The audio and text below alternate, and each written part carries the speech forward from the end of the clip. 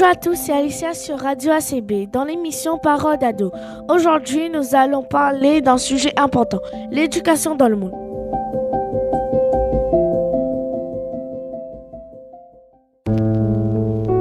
Selon un rapport de l'UNESCO, l'Organisation des Nations Unies pour l'éducation, la science et la culture, un enfant sur 6 dans le monde ne sait ni lire ni écrire, soit 617 millions d'enfants.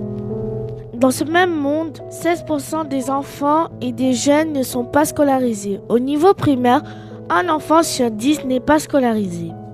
Les filles et les jeunes femmes représentent 48% de la population non scolarisée, soit 122 millions. L'Afrique subsaharienne accueille près de 30% du total des enfants non scolarisés dans le monde. Un enfant africain sur 5 n'est pas scolarisé.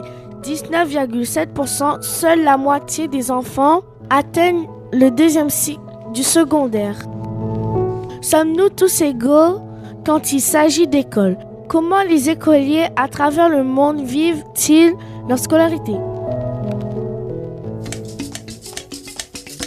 Débutons notre voyage éducatif à Madagascar. Madagascar est une grande île située dans l'océan Indien, au large de l'Afrique. C'est la 4e plus grande île du monde, presque la taille de la France. L'éducation à Madagascar est un défi. Bien que l'école soit gratuite, environ 25% des enfants ne sont pas scolarisés, en particulier dans les zones rurales. Beaucoup d'enfants doivent travailler pour aider leur famille, comme vendre des fruits au marché. Cela signifie qu'ils se lèvent tôt le matin pour travailler avant de pouvoir étudier. Les écoles manquent souvent de matériel. Une étude a montré que 70% des écoles rurales n'ont pas de livres pour tous les élèves. Cela rend l'apprentissage difficile. L'Inde entre école et tradition.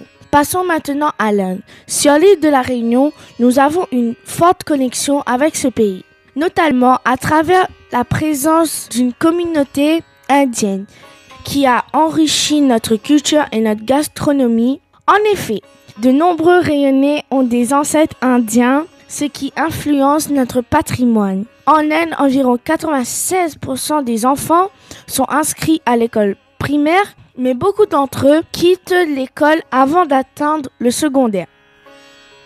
Prenons l'exemple d'Anaya, une jeune fille de 12 ans qui rêve d'être médecin. Malheureusement, ses parents souhaitent qu'elle se marie bientôt. Elle lutte pour continuer ses études et s'inquiète pour son avenir, s'inspirant à la fois des valeurs traditionnelles, de sa culture et de ses ambitions personnelles. Un chiffre clé, près de 10 millions d'enfants travaillent en Inde.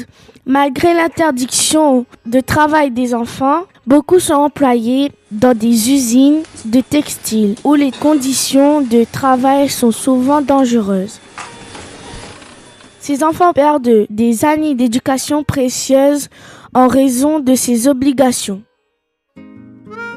Enfin, parlons du Brésil, où l'école est obligatoire jusqu'à 14 ans. Malheureusement, dans les favelas, l'accès à une éducation de qualité est un véritable défi. Les favelas sont des bidonvilles souvent construits sur des terrains occupés illégalement. À Rio de Janeiro, il y a près de 968 favelas. Diego vit dans l'une de ces favelas. Chaque jour, il doit marcher plusieurs kilomètres pour se rendre à l'école. Bien qu'il soit fier d'y aller, il doit aussi travailler dans une boutique pour aider sa famille. Un chiffre alarmant, environ 6 millions d'enfants au Brésil ne terminent pas l'école primaire.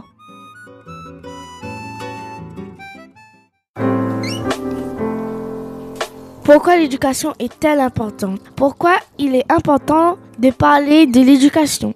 Une bonne éducation peut transformer la vie des enfants. Elle leur donne des compétences et des connaissances qui les aident à trouver de meilleurs emplois et à sortir de la pauvreté. Merci de m'avoir suivi dans ce numéro de Parole d'ado.